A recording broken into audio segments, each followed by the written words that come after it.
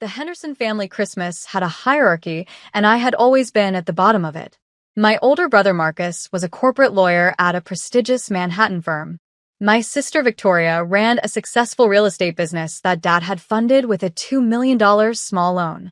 My younger brother Daniel had just made partner at his accounting firm at the age of 32, a fact that my parents mentioned approximately every 7 minutes. And then there was me, Sarah Henderson, the family disappointment, the one who had abandoned a real career to pursue journalism. Writing for free blogs again? Dad asked, his voice carrying across the formal dining room as the family gathered around the Christmas table. 23 relatives turned to look at me, their expressions ranging from pity to amusement. I saw your name on some website the other day. Couldn't even load properly on my phone. I took a bite of my turkey.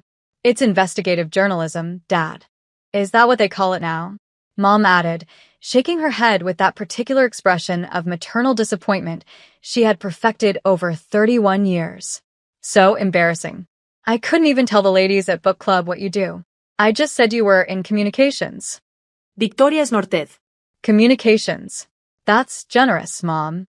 She adjusted the diamond tennis bracelet Dad had given her that morning, a Christmas gift that probably cost more than my annual salary at the newspaper where I worked before going independent. Remember when she turned down that marketing position at my company? Could have been making 6 figures by now. I remember, Dad said, his disappointment thick enough to carve. Instead, she's living in that tiny apartment, writing stories nobody reads about things nobody cares about. I continued eating. The cranberry sauce was particularly good this year. Marcus leaned forward, his Rolex catching the light from the chandelier. I tried to read one of your pieces last month, Sarah. Something about pharmaceutical companies? Couldn't get through the first paragraph. Too dense. Too boring. That's probably why you're not getting any traction. Maybe if you wrote something people actually wanted to read, Daniel chimed in, like lifestyle content, recipes, travel tips, something with mass appeal. That's not the kind of journalism I do, I said quietly. That's the problem, Dad said. You don't do the kind of journalism anyone wants. You spend months on these investigations that get, what, a few hundred views? Meanwhile, your siblings are building real careers, contributing to society. You're 31 years old, Sarah. When are you going to grow up and get a real job? Aunt Patricia, Mom's sister, and the family's unofficial gossip coordinator, took this as her cue. I was just telling Helen last week that it's such a shame about Sarah. All that education, all that potential, and she's throwing it away on these little blog posts. And still single. No husband, no children, no career to speak of. It must be so hard for you, Margaret. Mom nodded solemnly. It is, Patricia. It truly is. We did everything right with her. Private schools, the best opportunities. And this is what we get. At least she's not asking us for money anymore, Dad muttered, though loud enough for everyone to hear. That's one improvement, I suppose. I hadn't asked them for money since I was 24, but pointing that out would only extend the conversation, so I reached for more mashed potatoes instead. Cousin Bradley, Victoria's husband and the family's resident finance expert, decided to pile on. You know, Sarah, I ran some numbers the other day, just out of curiosity. Based on what you would have earned if you'd taken the marketing position Victoria offered, you've lost approximately $400,000 in potential income over the past 7 years. That's not counting compound interest, retirement contributions, or benefits. Thank you for that analysis, Bradley, I said. I'm just saying, from a purely financial perspective, your choices have been suboptimal. He adjusted his designer glasses with a self-satisfied smirk. Some people just aren't built for success, I suppose. No shame in that. My younger cousin Melissa, fresh out of business school, chimed in. I actually read somewhere that journalism is a dying industry. Like, literally dying. Print media is collapsing, digital journalism doesn't pay anything, and AI is about to replace whatever's left. Have you thought about pivoting to something more sustainable? Content marketing, maybe? Or social media management? Those are actually in demand. I'll keep that in mind, I said, taking a sip of water.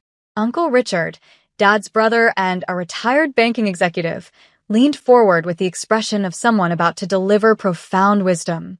The problem, Sarah, is that you've always been too idealistic. Too concerned with making a difference instead of making money. In the real world, idealism doesn't pay the bills.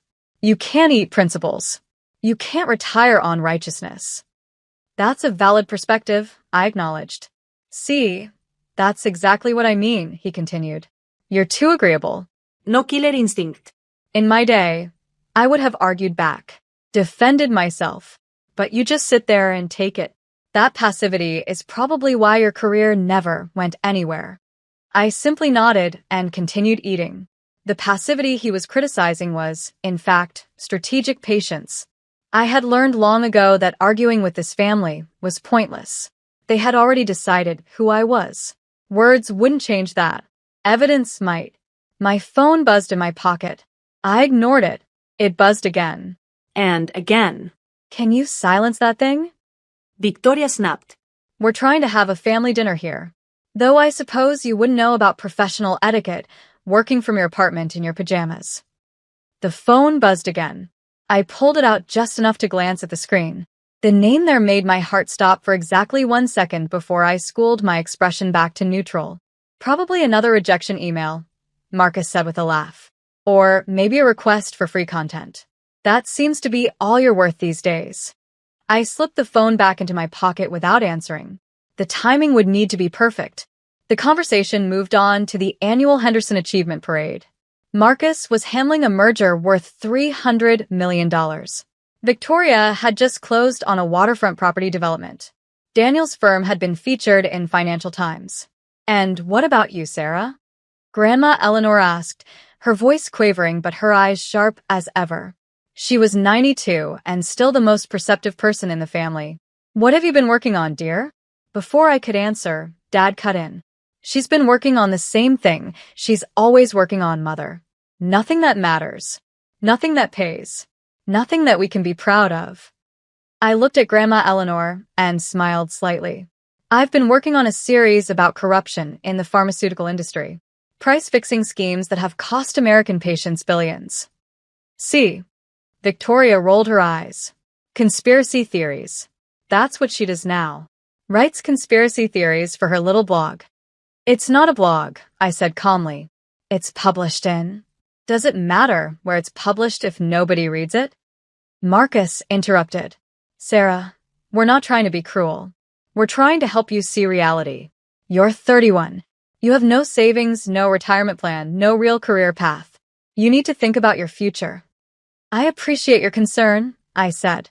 Daniel's wife, Karen, who had remained silent until now, apparently felt the need to contribute. You know what I don't understand?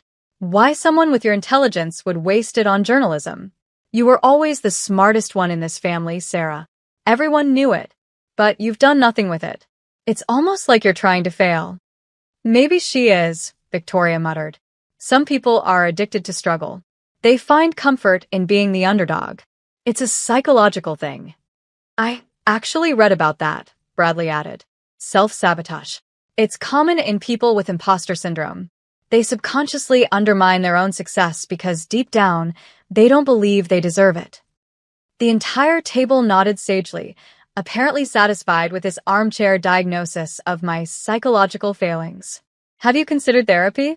Aunt Patricia asked, her voice dripping with false concern. For the self-sabotage? I know a wonderful psychiatrist, very discreet. No one would have to know. I appreciate the recommendation, I said evenly. Concern isn't going to pay your rent, Dad said. Have you considered going back to school? Learning something practical? Accounting like Daniel? Or law like Marcus? It's not too late to make something of yourself. Mom nodded vigorously. We could help with tuition. Consider it an investment in your future. Because right now, sweetheart, you don't have one. My phone buzzed again. This time, it rang. I had been expecting this. Sarah, Dad said warningly. We're at dinner. I apologize, I said, pulling out my phone. But I need to take this one. Do you mind if I put it on speaker? I'm expecting some information I need to share with everyone anyway. On speaker? Victoria's eyebrows shot up. What? Is it your landlord calling about your overdue rent? We don't need to hear about your financial problems, Sarah. Something like that. I said, and pressed accept.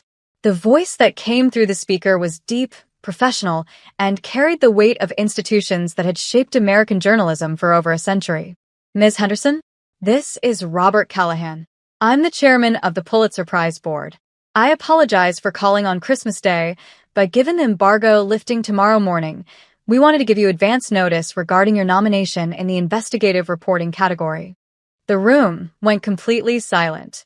I watched my father's fork freeze halfway to his mouth. My mother's wine glass tipped slightly in her grip. Marcus's expression shifted from condescension to confusion to something I had never seen on his face before: uncertainty. Thank you, Mr. Callahan, I said evenly. I appreciate the call. I have to say, the chairman continued, his voice warm with genuine enthusiasm, your investigation into the pharmaceutical price-fixing conspiracy was extraordinary. 18 months of work, 200 sources, documentation that led to 3 federal indictments and the resignation of 4 pharmaceutical CEOs. The board was unanimous in their assessment. Your series fundamentally changed federal policy on drug pricing oversight. Victoria's tennis bracelet glinted as her hand trembled against the white tablecloth. I was just doing my job, I said. Your job saved American patients an estimated $47 billion over the next decade, according to the Congressional Budget Office analysis. That's not just journalism, Ms. Henderson. That's public service of the highest order. Dad finally set down his fork. His face had gone pale. I also wanted to let you know that the New York Times has been trying to reach you. They'd like to discuss a senior investigative correspondent position. And I believe 60 Minutes called about a profile piece. Your assistant has been fielding quite a few requests. My assistant will handle those inquiries, I said. Thank you for letting me know. One more thing, the chairman added. The Pulitzer Center has confirmed your grant for the next investigation. $3 million over 2 years. I understand you're looking into defense contractor fraud. The board is quite eager to see where that leads. Marcus made a small choking sound. That's correct, I said. Thank you for your support. We should be thanking you, Ms. Henderson. Journalists like you are exactly what this industry needs. Enjoy your Christmas and congratulations again. I ended the call and looked up at my family. 23 faces stared back at me, frozen in various states of shock. Bradley's financial calculations suddenly seemed less impressive. Melissa's career advice about content marketing hung in the air like a bad joke. Uncle Richard's lecture about killer instinct had aged remarkably poorly in the span of 2 minutes. Aunt Patricia's mouth opened and closed several times, like a fish suddenly finding itself out of water. Her recommendation for a psychiatrist now seemed almost comically misguided. The cranberry sauce really is excellent this year, I said, reaching for my fork. Mom, is this Grandma's recipe? The silence stretched for exactly 12 seconds. I counted. Then everyone started talking at once. The Pulitzer Prize? Aunt Patricia's voice cut through the chaos. The actual Pulitzer Prize? I don't understand, Mom said, her wine glass now fully forgotten on the table, red liquid pooling against the white linen. You never said anything. You never told us. You never asked, I said simply. You assumed. Dad's face had shifted from pale to a deep, uncomfortable red. That investigation, he mentioned. The pharmaceutical one. That was in the Washington Post. I saw the headlines. I didn't realize I never connected. You never read my byline. I finished for him. It's fine. You've made it clear for years that you don't read my work. My phone buzzed again. I glanced at it. Excuse me. This is the executive editor of the Washington Post. I answered, once again on speaker. Sarah, Merry Christmas. I just got off the phone with Robert. I wanted to be the first to congratulate you. Well, second, I suppose. The newsroom is beside itself. We're running a special feature tomorrow on the investigation. Front page, above the fold. The managing editor wants to know if you can come in for a photo session at the print facility. I can arrange that, I said. Also, I don't know if Robert mentioned it, but Anderson Cooper's team has been calling. They want you for a special report on investigative journalism in the digital age. They're calling you the voice of a new generation of accountability journalism. Direct quote from their pitch. Victoria's face had gone from confused to something approaching ill. Her real estate empire suddenly seemed very small in comparison. "I'll have my team coordinate," I said. "Your team?" Right. "Still can't believe you have a team now. 4 researchers, 2 fact-checkers, and a documentary crew following your next investigation. That grant from the Pulitzer Center came through, I assume?" "It did. $3 million to investigate defense contractor fraud. You're going to nail them, Sarah." I know you are. Call me after the holiday. "We need to discuss the book deal offers, too. There are 4 major publishers in a bidding war right now." "I'll call you tomorrow." I ended the call. The table remained silent. Even the children, usually oblivious to adult drama, had stopped squirming in their seats. "You have a team?"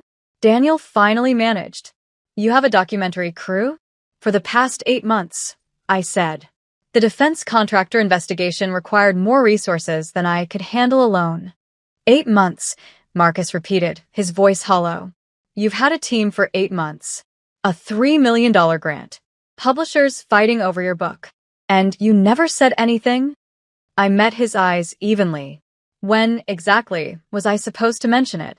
Between being told my work was worthless and being informed I had no future? During the part where you said you couldn't get through the first paragraph of my boring investigation? The same investigation that just got nominated for a Pulitzer? Marcus had no response. My phone rang again. This time I laughed slightly. "This is becoming a pattern. Do you mind?" No one objected. "Ms. Henderson? This is Jennifer Walsh, personal assistant to Senator Mitchell. The senator wanted to call you directly to congratulate you on the nomination, but he's currently in a classified briefing. He asked me to convey that your investigation into pharmaceutical price fixing was instrumental in passing the Drug Pricing Transparency Act last month. He'd like to invite you to the signing ceremony at the White House in January." Mom's hand flew to her chest. "Please thank the senator for me," I said. "I'll have my office coordinate." "Of course." "And Ms. Henderson? The senator also mentioned that your upcoming investigation into defense contractors is of significant interest to several Senate committees. They may want to consult with you as their own investigations proceed. I'd be happy to discuss that after the story is published." "Understood. The senator sends his regards and wishes you a Merry Christmas." I ended the call and returned to my meal. The White House. Dad's voice cracked. "You're going to the White House?" "For the bill signing, yes. It's not a social visit, Dad. It's professional recognition." "Professional recognition," he repeated weakly. Grandma Eleanor was the first to break the strange, suspended silence that had fallen over the table. She reached over and patted my hand, her aged fingers warm against my skin. "I always knew, dear," she said softly. "I read every single one of your pieces. Subscribe to the Washington Post specifically for your work. That pharmaceutical investigation was brilliant. The way you traced the money through 17 shell companies. Masterful." I squeezed her hand. "Thank you, Grandma." "You didn't need their approval," she continued, loud enough for everyone to hear. "You never did. You had mine. And now you have the approval of the most prestigious journalism institution in the world. I imagine that feels somewhat satisfying." "It does," I admitted. Dad pushed back from the table, his chair scraping loudly against the hardwood floor. "Sarah, we..." He stopped, struggling for words. "Why didn't you tell us? We could have supported you. We could have." "Supported me?" I kept my voice gentle, but the words still landed like stones. "Dad, I have told you. Every family dinner, every holiday, every phone call. I told you I was working on important investigations. I told you I was published in major outlets. I told you I was making a difference. You chose not to believe me. You chose not to read my work. You chose to assume I was failing because my success didn't look like what you expected." Mom's eyes had filled with tears. "We didn't know, sweetheart. We didn't understand. You didn't want to understand," I corrected gently. "There's a difference. Marcus is a corporate lawyer who helps wealthy companies avoid accountability. Victoria sells overpriced properties to people who can barely afford them. Daniel's firm was recently investigated for questionable billing practices. Yes, Daniel, I know about that. I'm an investigative journalist, remember? But those careers were impressive to you because they came with fancy titles and visible wealth. Daniel went pale. How did you? That investigation is sealed. I have sources everywhere, I said mildly. It's kind of my job. Victoria's face had gone from ill to furious, but she seemed unable to formulate a response. Her diamond bracelet caught the light again as she gripped the table's edge. The Pulitzer Prize, Aunt Patricia said suddenly, as if the words had just fully registered. The Pulitzer Prize. Do you know what that means? That's the Nobel Prize of Journalism. That's the most prestigious award a journalist can receive. Sarah, you're going to be famous. I supplied. Probably. The Washington Post feature runs tomorrow. 60 Minutes is filming next month. The book will be published next fall. And the documentary about the pharmaceutical investigation is already in post-production. Netflix acquired the rights last week. Netflix. Mom whispered. 7-figure deal. I confirmed. They're calling it The Conspiracy You Paid For. It's about how pharmaceutical companies colluded to overcharge American patients by billions while regulators looked the other way. The silence that followed was different from before. This wasn't shock or confusion. This was the slow, uncomfortable realization of exactly how wrong they had been, and for how long. My phone buzzed again. I checked it and smiled slightly. One more call, I said. This one's important. I answered on speaker. Sarah, it's David Chen from Columbia Journalism School. I'm calling because the board has made a decision about the endowed chair position. They'd like to offer you the Henderson Chair of Investigative Journalism. It comes with a full professorship, a research budget, and the opportunity to train the next generation of investigative reporters. The irony of the chair's name wasn't lost on us, by the way. Your family's donation from decades ago funded the position you've now earned on your own merit. Dad's face went through several colors in rapid succession. The Henderson Chair, I repeated, unable to suppress a small smile. That is rather ironic, isn't it? Your grandfather established it 40 years ago, and now his granddaughter will hold it. I imagine he would have been proud. I hope so. Take your time with the decision. There's no pressure. But Sarah, speaking personally, not as a board member, your work is extraordinary. The students at Columbia would be lucky to learn from you. Thank you, David. I'll be in touch after the holiday. I ended the call and looked around the table at my family. The same family that had spent the last decade dismissing my career, belittling my choices, and treating me as the household disappointment. So, I said pleasantly, how's everyone's turkey? No one answered. I finished my meal in a silence that was, for once, entirely comfortable. At least for me. As I helped clear the dishes, because some habits die hard, Marcus cornered me in the kitchen. His face was a complicated mixture of emotions I had never seen from him before. Sarah, he said quietly, I owe you an apology. A real one. Not just for today, but for years of. Save it, I said, not unkindly. I don't need your apology, Marcus. I never needed your approval. I just wanted you to see me. To actually see me, instead of the failure you decided I was. I see you now. Only because the Pulitzer Committee told you to. I put the last dish in the washer and turned to face him. I'm going to accept that chair at Columbia. And I'm going to keep investigating. And the next story is going to be even bigger. You can be proud of me or not. It doesn't change what I do or who I am. Victoria appeared in the doorway. Her face had lost its fury and now just looked tired. Sarah, she started. About what I said earlier, the blog comments, You called my Pulitzer-nominated investigation a conspiracy theory, I said evenly. About an hour ago. In front of the whole family.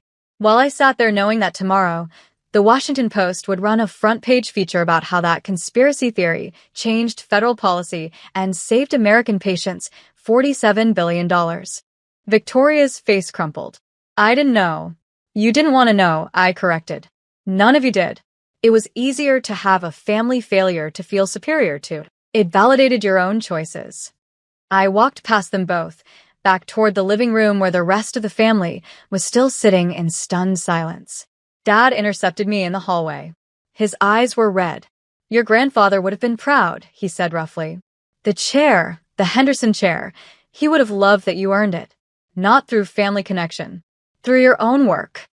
I know, I said. That's why I'm accepting it. Sarah, he stopped struggling again. I'm sorry. I should have read your work. I should have paid attention. I should have. You should have, I agreed. But you didn't. And I became who I am anyway. Not because of this family's support, but in spite of its absence. He nodded slowly, accepting that truth. I gathered my coat and bag from the hall closet. My car was parked outside, and I had a documentary crew to meet tomorrow, a newspaper photo shoot to prepare for, and a defense contractor investigation that needed my attention. You're leaving? Mom appeared, her makeup slightly smeared from tears. But it's Christmas. We haven't even done presents yet. I think I've received enough today, I said gently. The phone calls, the validation, the looks on your faces when you finally understood. That's not fair, she whispered. No, I agreed. It's not. But neither were the last 10 years of being treated like the family disappointment. I think we're even now. Bradley appeared behind Mom, his earlier smugness completely evaporated. Sarah, about those financial calculations I mentioned, I didn't mean to imply. You implied exactly what you meant to imply, I said pleasantly. You were trying to quantify my failure in dollars and cents. Shall I tell you what the Netflix deal was worth? Or the book advance? Or the $3 million grant? Would that make your spreadsheet more accurate? He swallowed hard and said nothing. Melissa rushed up next, her business school confidence nowhere to be seen. Sarah, I was just trying to help with the career advice. I didn't know you were already, that you had. Already successful? I supplied. Already accomplished? Already everything you assumed I wasn't. She nodded miserably. Here's some career advice for you, Melissa. Never assume you understand someone else's career better than they do, especially when you haven't bothered to actually look at their work. Uncle Richard was the last to approach, his banking executive confidence notably diminished. That killer instinct comment I made was ironic, I finished. Given that I've spent the last 18 months methodically dismantling a pharmaceutical conspiracy that involved some of the most powerful corporations in America, I think my killer instinct is fine, Uncle Richard. I just choose my battles more carefully than you do. I kissed Grandma Eleanor goodbye, the only family member who had ever believed in me, and walked out into the cold December evening. Behind me, I heard the family erupting into frantic conversation. Questions about my work, my success, my future. All the things they could have asked at any point over the last decade, if they had cared enough to listen. My phone buzzed one final time as I reached my car. A text from my assistant. CNN, NBC, and BBC all requesting interviews for tomorrow. Also, the publisher's weekly announcement went out early. Your book just hit #1 on pre-order lists. Congratulations, boss. I smiled, slid into the driver's seat, and drove away from the Henderson family Christmas. For the first time in my life, I hadn't needed to defend myself. I hadn't needed to explain. I hadn't needed to argue or justify or prove anything. The Pulitzer Committee had done it for me. The Washington Post had done it for me. The senator, the Netflix deal, the Columbia chair, they had all spoken louder than I ever could. And next Christmas, when I returned, if I returned, everything would be different. Not because I had changed, but because they had finally seen what had been true all along. The failed journalist they had mocked for a decade was the most successful Henderson of them all. They just hadn't bothered to read my byline. 3 months later, I stood at the podium in Columbia University's Low Library, accepting the Henderson Chair of Investigative Journalism. The ceremony was covered by every major news outlet. My family watched from the audience. All of them, for the first time in years, silent and respectful. The Pulitzer Prize ceremony followed in April.